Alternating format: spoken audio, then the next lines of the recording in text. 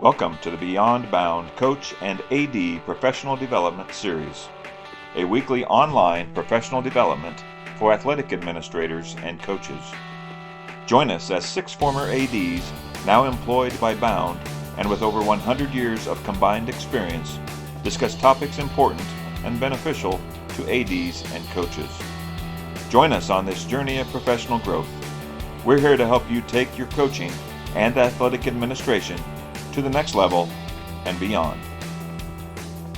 All right, welcome back to another episode of Beyond Bound. We want to welcome you to what we're testing a new idea now, and this will be our first shot at this. And that's us Bound directors are going to invite different coaches that we have interacted with throughout our years, and they're going to present on a topic that we will then discuss at the end. And Matt, if you want to slide to the next one real quick.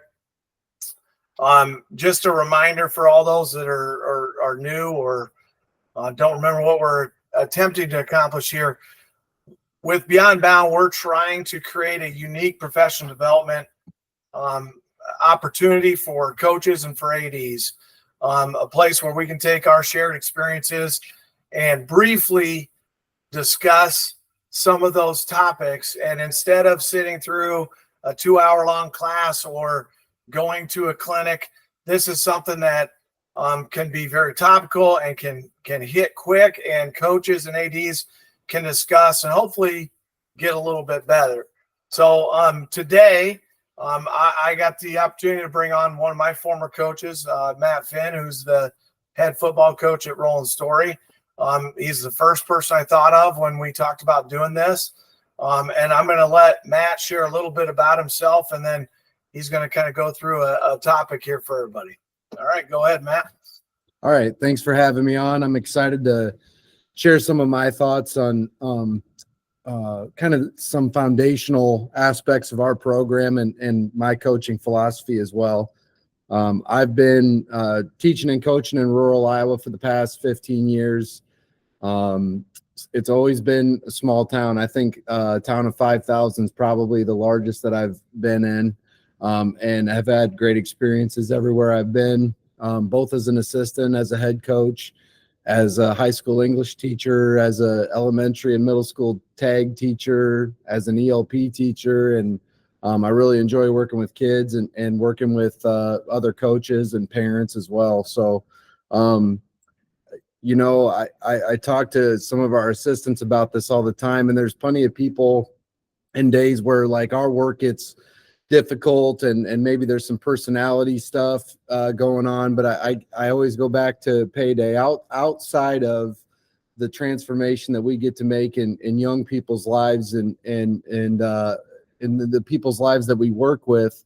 You can't tell me that there aren't a ton of people on Friday night who wish they could be us, right? And they might be pulling 7 figures, and it's just a really priceless experience. That is something that we get to do, and that's not some sort of hostage situation where I'm trying to make my situation feel better because it's not great. I genuinely believe that either I got called or got placed into this type of profession, and I genuinely look forward to the work every day. So when I get asked to share about it, I'm pretty excited, and I'll try to be as concise as possible, and hopefully people can take something away from it. So what I decided to talk about today was building trust and alignment in either a larger athletic program or in a program specific, or just even on a team at a certain level. And I'm going to talk about the rule of 3 that I've kind of used as a guiding principle for myself. I'm going to talk about our core values, which are the 3 ingredients of trust. And I'm going to talk about how you can use those core values and how I use those ingredients to plan and reflect on our own practices here at Roland Story Football. So to start with the rule of 3, when I first started, coming up with interview materials, when I decided that being a head coach was something that I wanted to do, you search the internet, you talk to people, and you see other program manuals and things. And my experience was that I saw a bunch of people post like you'd go through a manual and you'd see like 12 core values, you'd see 10 core values, and I loved it, right? Because you read through those and it's like reading a self-help book or something, and because they cover everything, right? And the longer I was a head coach, the more I started to realize that those values just sat there in that document, and we'd refer to them occasionally, but they didn't have the leverage that we intended, that we thought that they did. And I went back to my experience in the classroom and was thinking, like, if this is something that we're only hitting occasionally, and if it's stuff that would require like a 50-question test at the end, then it's too complicated in a larger sense for having leverage for a lifetime. We don't remember. I bet we could challenge a lot of people to, the Constitution or the Declaration of Independence, and some people might remember that stuff from when they studied it in high school and middle school. And there's probably plenty of adults who couldn't name all 50 states and capitals, right? So I would just say we stick to the rule of 3 because it's simple, and because that rote memorization piece is something that I want to have as a baseline. So can your people actually remember them? And then you have to think about when, where, and how often are they emphasized. And that's a reflective piece that we'll come back to later too. I think this 4th bullet in the right-hand side, that's a really critical one. Are we using those to actually guide our decision-making process?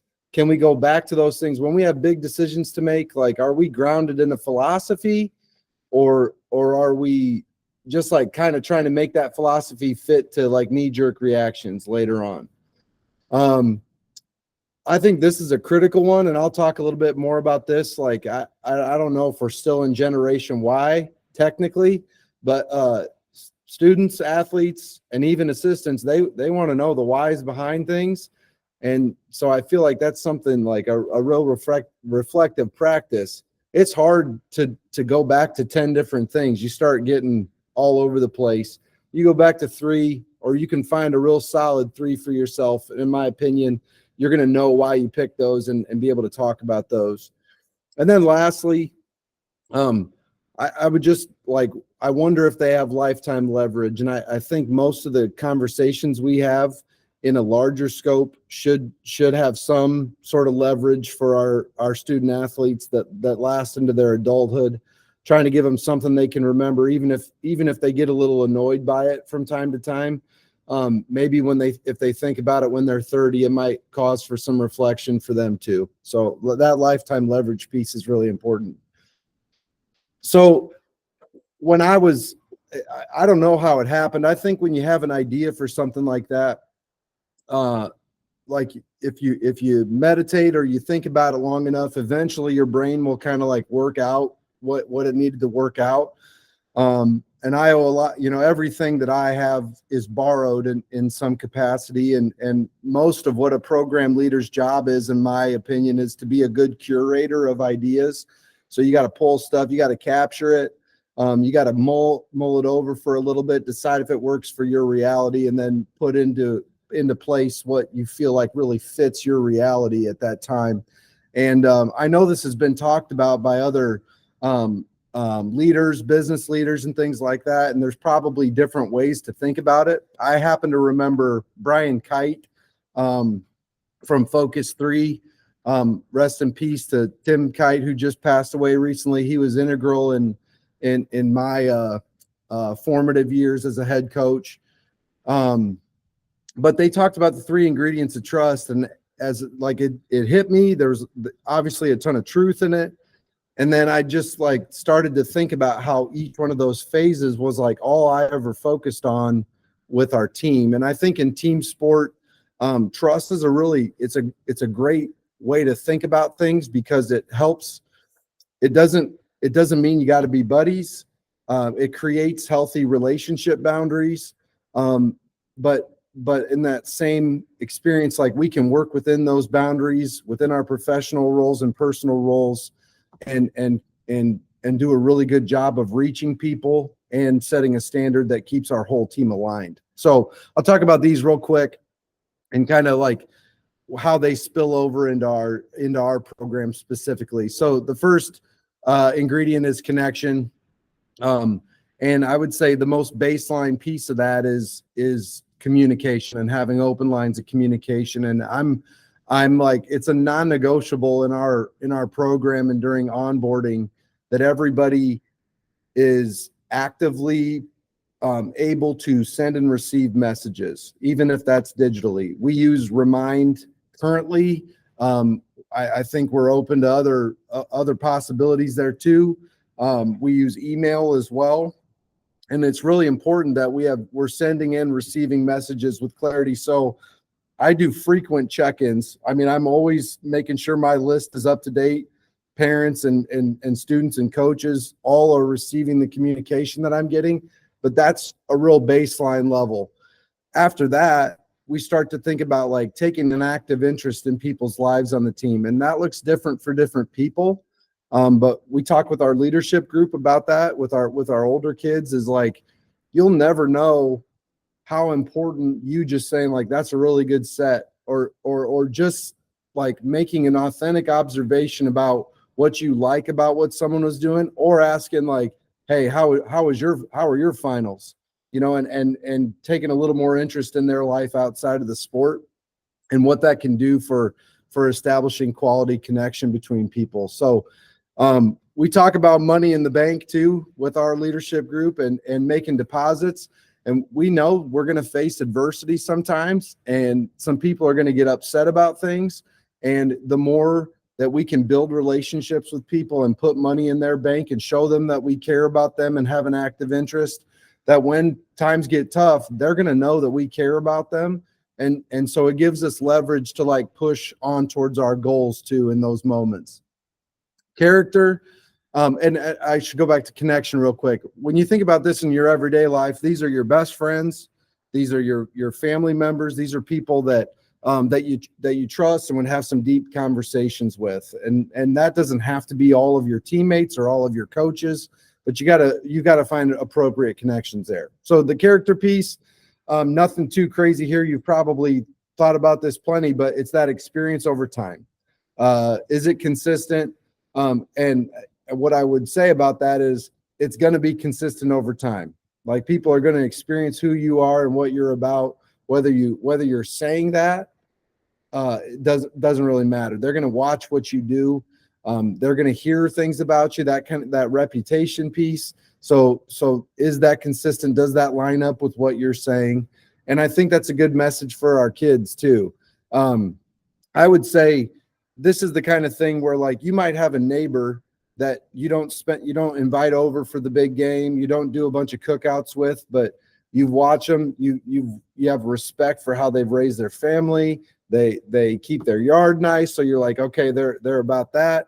And they've always been there for you if something bad happened, if a storm happened or something, like they're doing the right thing. And so you might not be super close with them, but you trust them. So you go away on vacation and you trust their character enough to help you out in that part. And so we say the same thing with our guys there too, is that character piece is really important. And I don't want to call this the last piece because I think people approach competence.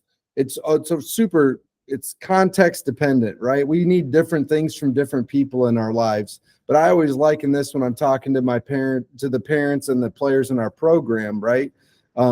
You might or might not trust me to call a third and short play, right? I think most of our athletes do. You certainly wouldn't trust me to do brain surgery.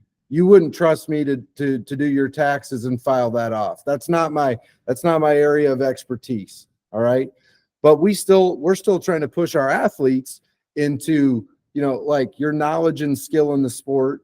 And we're trying to get that through practice and classroom sessions and all of that. And you show us your competence in our sport as you grow in those things. But I think from a coach's standpoint too, this is a really important thing.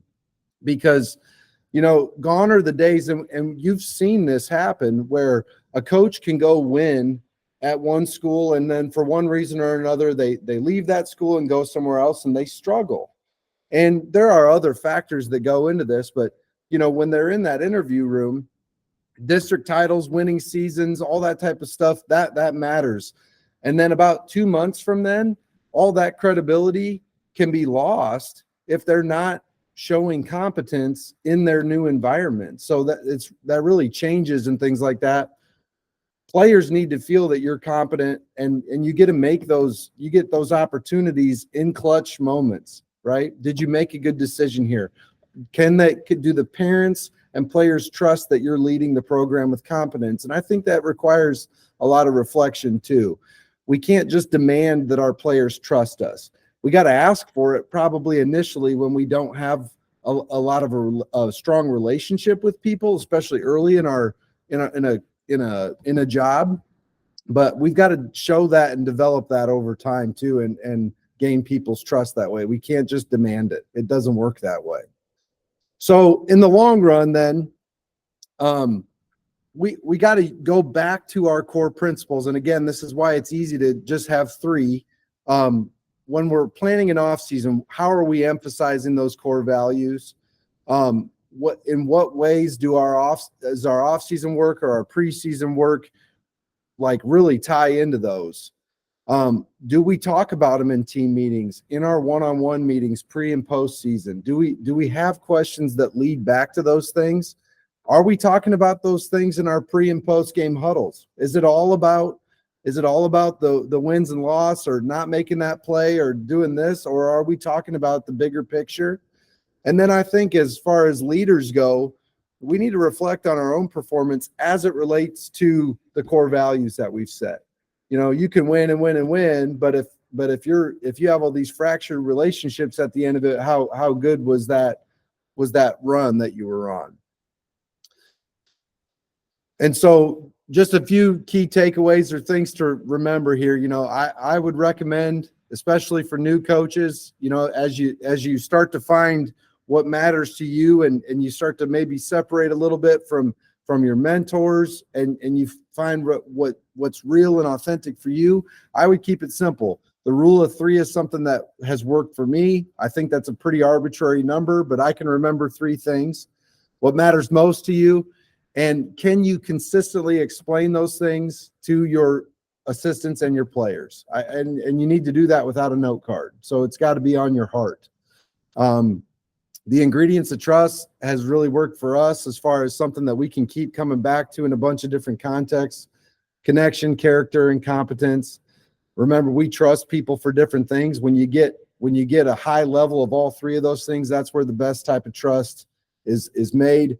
And then how can we grow and enhance these attributes throughout the off season, throughout our season? And I would tell you to like keep looking for activities that have leverage over all of them. And I'll give you a quick example of, like, you know, small town coach especially, we love our athletes to train together with us, right? It would, like, sure, if we could have a bunch of like top-notch, top-tier athletes that are Division I and you know, look like they've got prospects, and you have a whole team of them, you're probably going to be pretty competitive. But that's not a super realistic thing all the time in small town schools. And so we say, like, the weight room for us is just a perfect place for us to build connection with our teammates and our coaches, which shows character when you show up on time, and you finish your sets, and you do all that, the tough discipline stuff. And we see that over time. We know that that's who you are, and we can rely on you.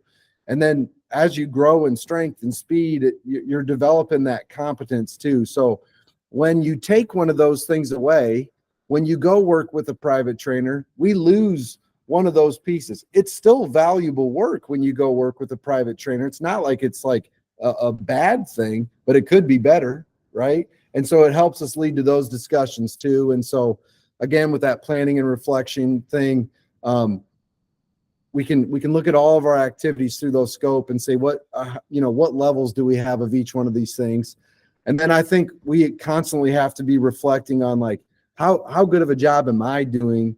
Am I practicing what I preach? And I think having your three things, whatever those are, whatever means the most to you, like you should keep coming back to that, because if it's not showing up in your work, then something's missing. So I guess with that, we can open it up for discussion or questions or whatever you want then. Yep. So thanks, Matt. That very good, and exactly why I invited you on here. I can speak just listening to you talk. I can speak directly because I worked with you. Couple things. Early Matt talked about do we actually use these values in what we're doing, and I can tell you for a fact that I actively saw him have conversations with kids, hard conversations with kids, talking about character and communication. One of the things about Coach Finn, he never, ever will let a kid ghost him. I mean, there is no way you're going to get away with not communicating back with me. And I've always loved that and actually stole that a little bit and used that with my coaches once he got here. Hey, we're not ever going to let kids just not respond to us. It's not going to happen.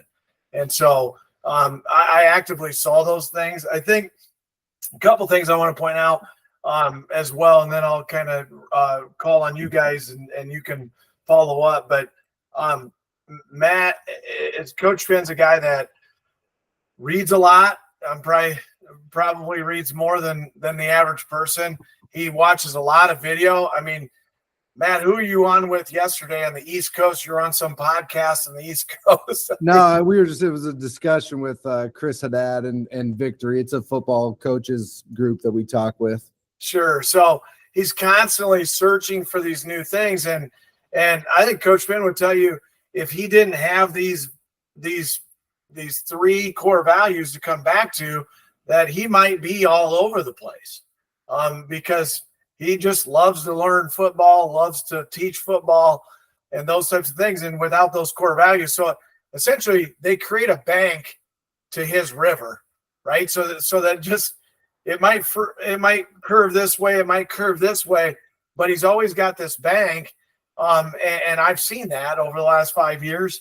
And from an AD's perspective, so if we've got ADs on here listening too, it was very, very easy to evaluate with Matt, because he took everything that we talked about in those one-on-one meetings and he framed it into those three things.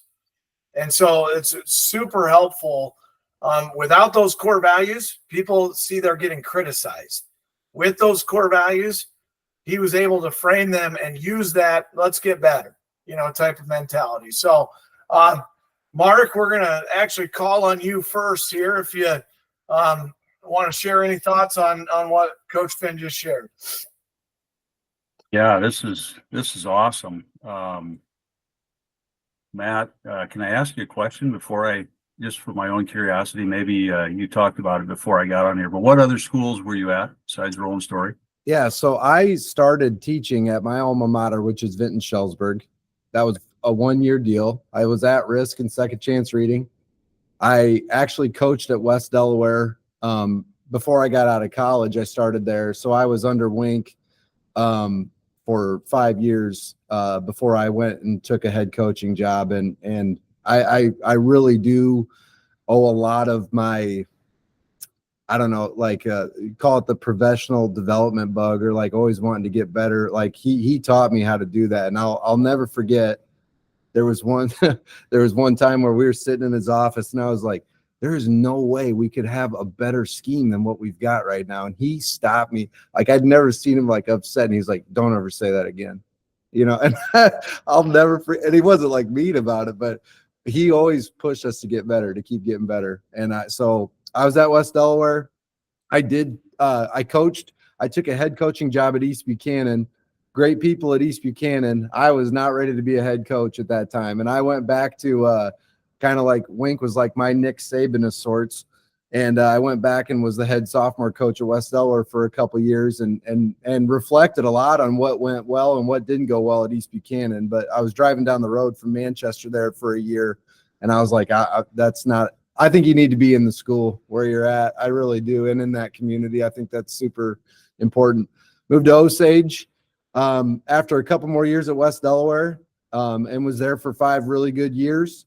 And really the only reason we wanted to move was, my wife's from Madison, Wisconsin, and so she wanted to get a little closer to just some more amenities and that type of stuff. But I still like small town living, so Roland Story seemed to be a really good fit for us, and it sure has proven that. So this will be year 5 that I'm going into here in this coming year here at Roland Story. Oh, that's awesome, Mike. I agree with you on the small town living. That's pretty special. Yeah. Boy, a lot of things to comment about here. I'll try to be brief, but Matt, you remind me of one of my college baseball coaches. I played for a couple of them. I think when you talk about the connections, I can picture you being just like he was, where you're visiting with kids all the time and you're figuring out what makes them tick, but they're also figuring out what makes you tick. It works both ways in those conversations. And I can picture that when you show you care and you have an active interest in them and their family, their life, their interests outside of football. Talk about trust building. You sound to me like you're maybe the master of that, just based on some of this, at least working towards being the master of it anyway, put it that way. You end up through those conversations, their character is revealed, and that's important in your program. And their character is built on in those conversations too. And then the competence, I think it all goes back to you showing that active interest in each and every athlete. If I've ever had a complaint about coaches that maybe, from parents that maybe I could say is legitimate, when they say to me, Coach didn't show much interest in my son or daughter, he would only talk to the stars, and my kid's not a star. So I don't know if he ever learned to trust my daughter on the floor. Boy, does that fit into your core values. I mean, maybe a coach there is come up a little short in that active interest in the connection part. So I'll stop there. I'll ramble too much, but this is really, really cool stuff. Thanks, Mark. Todd Gordon, I got you second today.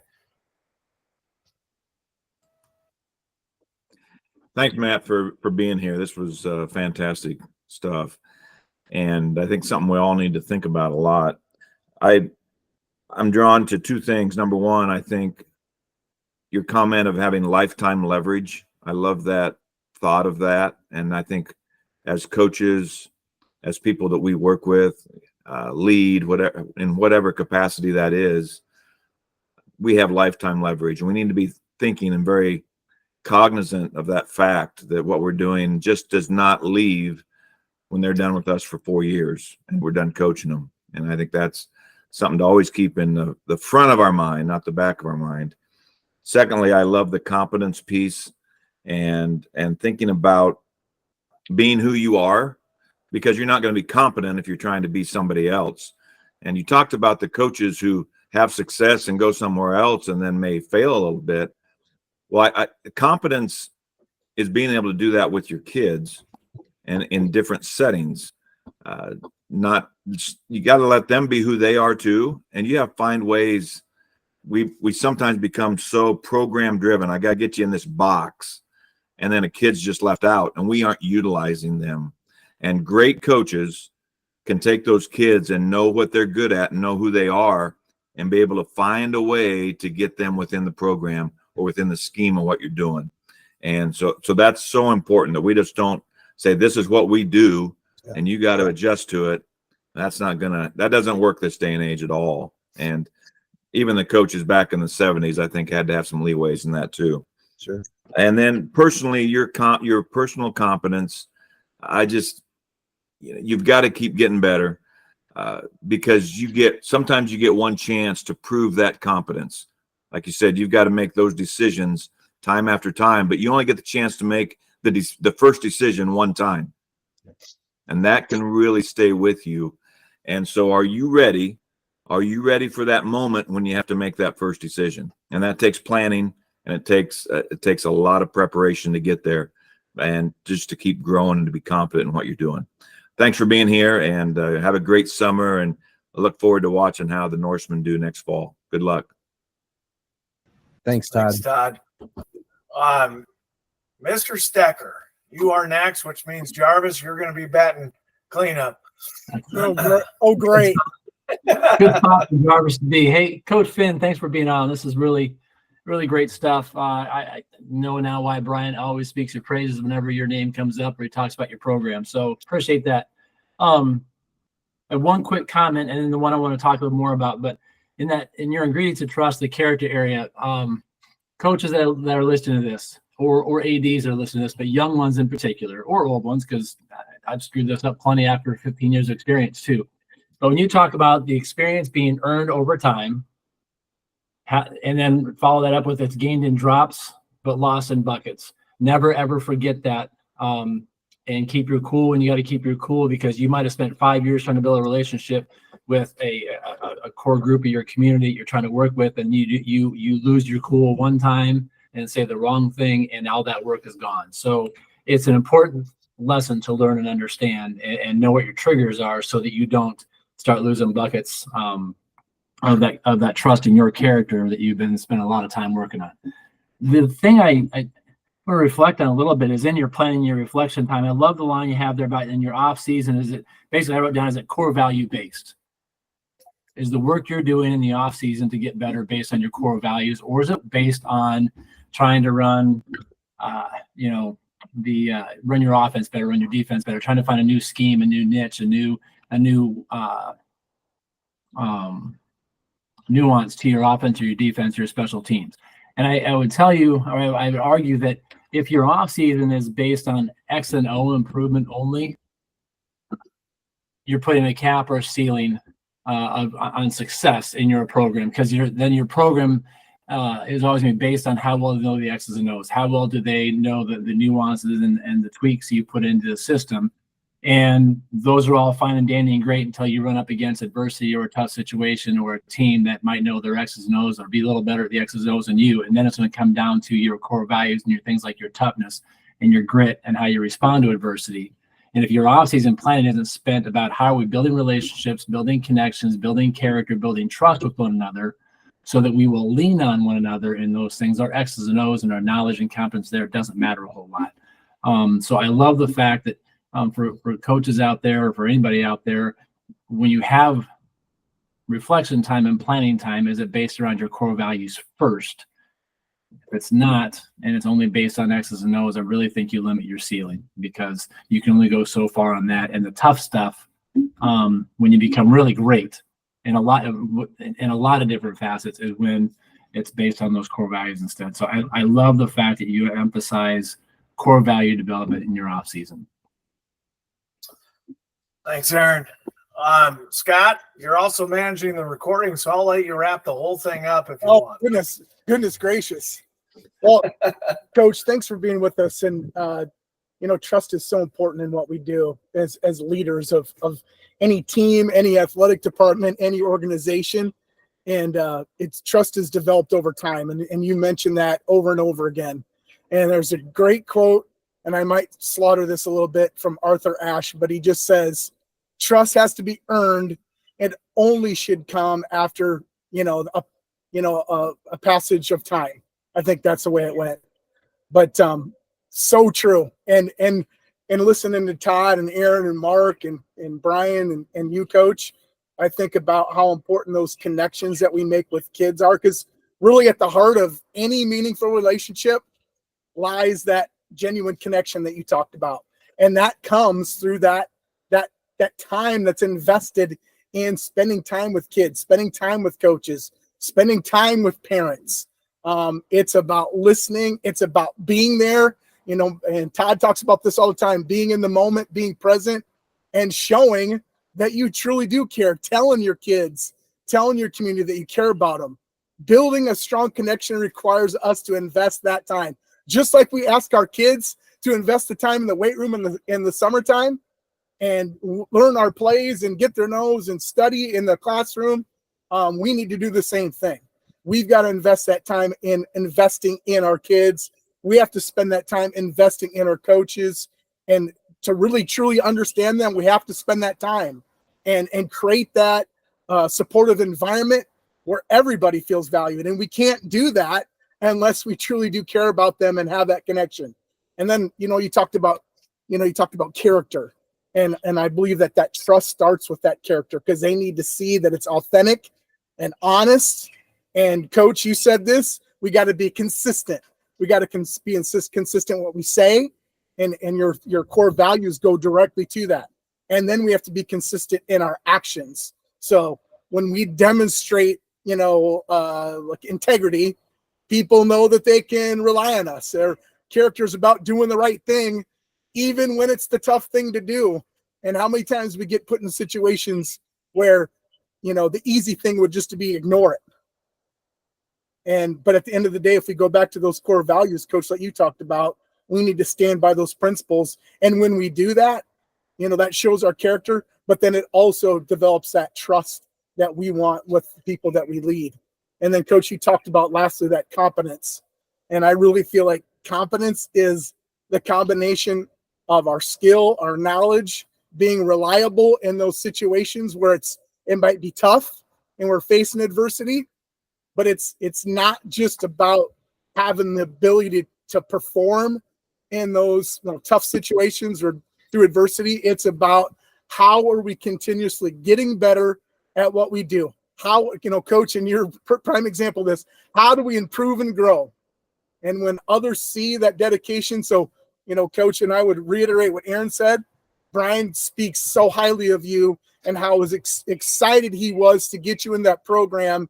And to see the things that you've done with that program, and me, I got to watch you, you know, coach a football game, and you truly live out what you're talking about. So always trying to get better. I love that, you know, you talked about that, because we have to do that as athletic leaders. We got to get better in what we do, because if they see that competence, they see that ability for us to not only use those skills and knowledge, but then we go and try to get better at it. It's so imperative. So, Coach, thank you for sharing this, because I think all three of these things that you talked about today create that solid foundation for trust. And as a leader, it is so important that we have that. And you know, just the ability for you to, you know, nurture those strong connections and have that strong character and demonstrate, you know, fighting through and being resilient and having that grit. You know, you truly are building, you know, those lasting relationships that, as an AD, I love to see kids and coaches have that relationship, because at the end of the day, when you do face adversity, it is easy. It's easier. You handle the hard better. I love that the Duke female basketball coach talks about you handle hard better. So, Coach, thank you. Brian, thank you for bringing Coach Finn in.